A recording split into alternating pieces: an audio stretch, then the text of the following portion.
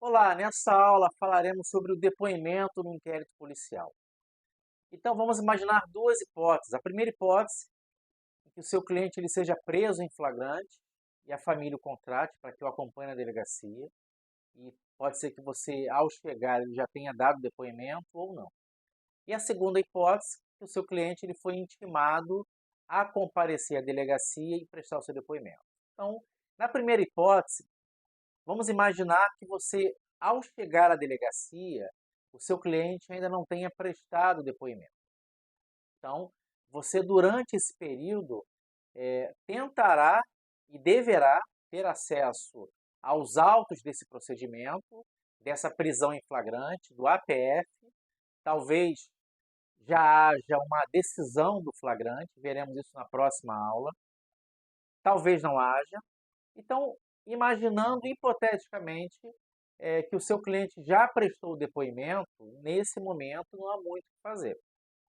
A não ser que o seu cliente relate que pleiteou a presença de um advogado e não lhe foi franqueado, não foi permitido. A não ser que o seu cliente ele relate a você que esse depoimento ele foi sob tortura. Aí sim, você terá meios para poder impugnar esse depoimento. Mas imaginando hipoteticamente que ele prestou o depoimento sem tortura, é, ele entendeu que naquele momento não queria um advogado e já houve o depoimento, não há muito o que fazer nessa situação. Haverá outras possibilidades no futuro. Nós veremos isso nos próximos vídeos. Mas vamos imaginar que o seu cliente ainda não tenha prestado o seu depoimento.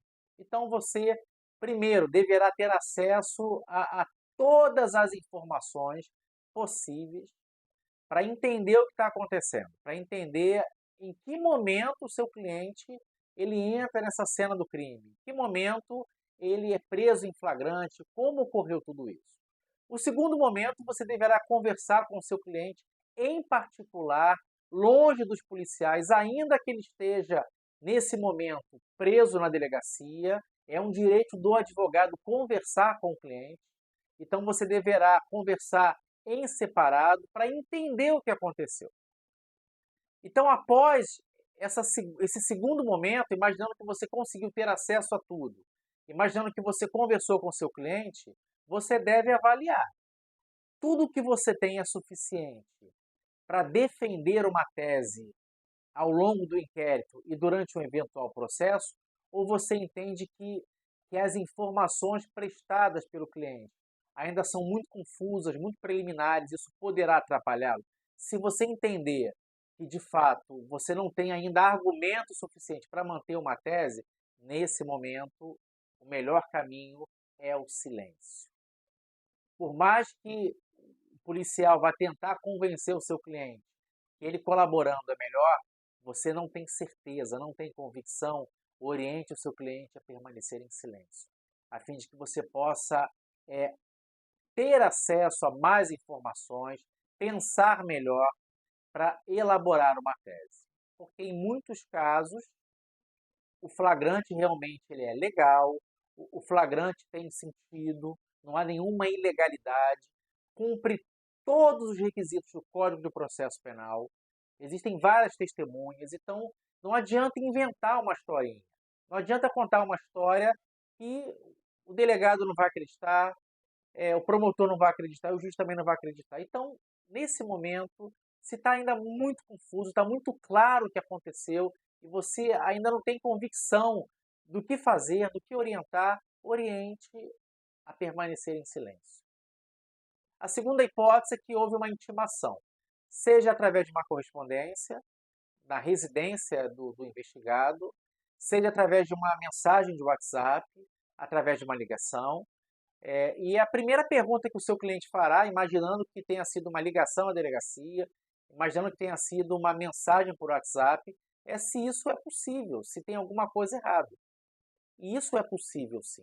Com a tecnologia é muito comum, e principalmente com a explosão das redes sociais, é muito possível, é muito comum que o investigador faça contato através do telefone, através do WhatsApp, para que seu cliente compareça. Porém, é importante que você vá à delegacia com antecedência para se certificar de tudo isso. Quando a intimação ela é feita via WhatsApp, o investigador, ele deve fazer isso, colocar o seu nome, se identificando, a delegacia, o número do procedimento e, em algumas ocasiões, ele envia até a intimação. Na verdade, não só em algumas ocasiões, é muito comum que ele envie a intimação que ele enviaria pelo correio, ele envia pelo WhatsApp. Então, vá até a delegacia com esse número, sabendo que é um investigador, tente conversar com ele, é melhor. Caso ele não esteja, nós já vimos que é um direito seu ter acesso aos autos do procedimento, então tenha acesso a tudo, tenha tranquilidade para poder entender o que está acontecendo. E o seu cliente possivelmente também irá perguntar, doutor, eu sou obrigado a comparecer ao depoimento? É uma questão muito interessante. Na Lava Jato, nós vimos diversos casos em que houve diversas conduções coercitivas, né? As pessoas eram levadas a prestar o depoimento pela polícia, determinado por um juiz, porque se negavam a comparecer ao depoimento. Em alguns casos, sequer eram intimados.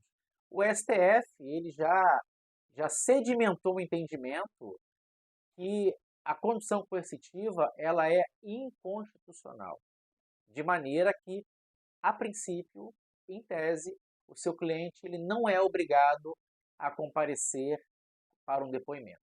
Porém, você deve avaliar com muito cuidado. Há casos em que não se defender é a melhor defesa. Há casos que não comparecer é o melhor caminho, desde que você tenha uma certeza, ou próximo disso, que não será decretada uma prisão temporária ou preventiva do seu cliente, a depender do crime e do caso concreto. Se os elementos ali indicam que isso dificilmente ocorrerá e você entender que é o melhor caminho, então talvez seja melhor não comparecer. Mas eu geralmente recomendo aos meus clientes a comparecerem, uma vez que tenham sido intimados, a fim de prestar o depoimento. E uma vez que eu tenho acesso, uma vez que você, advogado, terá acesso a todas as informações, aí sim você irá orientar o seu cliente sobre o melhor caminho. Se você tiver convicção de que as alegações apresentadas pelo seu cliente, os fatos narrados por ele, têm algum fundamento e é possível brigar por essa tese, é possível lutar por essa tese, é possível que você encontre elementos ou busque elementos que corroborem, que comprovem essa tese, então talvez o melhor caminho seja falar sobre a sua versão dos fatos. Mas é importante que você tenha convicção disso. Não tendo convicção, o seu cliente também, você percebendo que ele está confuso, percebendo que ele não tem certeza de tudo isso, talvez o silêncio seja o melhor caminho. Então analise o caso concreto. É possível lutar por essa tese até o fim? Imaginando que haja um processo, você conseguirá sustentar essa tese até o fim? É razoável essa tese? É plausível? É possível? Ou é uma tese fantasiosa? Ou é uma tese que dificilmente você irá conseguir provar? Então avalie o caso concreto, mas sempre tenha acesso a tudo antes de orientar o seu cliente.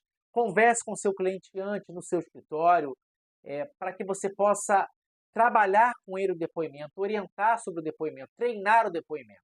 E durante o depoimento esteja muito atento. Esteja atento se ele não está sendo induzido a responder algo que não é verdade.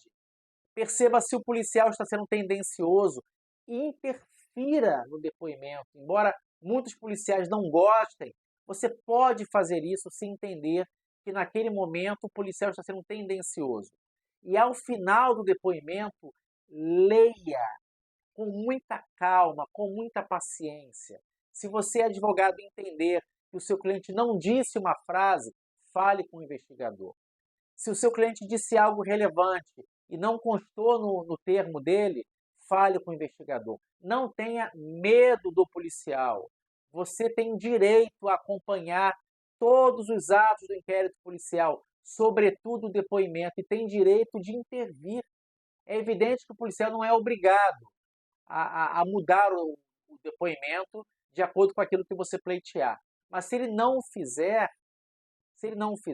você pode tentar conversar com o delegado, você pode chamar a OAB, o setor de prerrogativas da OAB, mas o ideal é que você converse, tente ajustar esse depoimento, porque se o seu cliente assinar algo e ficar faltando alguma informação relevante, ou durante o depoimento, no termo, ter uma informação que ele não disse, você terá muitas dificuldades em mudar isso durante o caminho. Não vai. Você vai alegar o quê? Que o seu cliente foi induzido ao erro com você do lado? Você, como advogado, vai assinar. Você vai alegar o quê? Que o seu cliente não disse aquilo?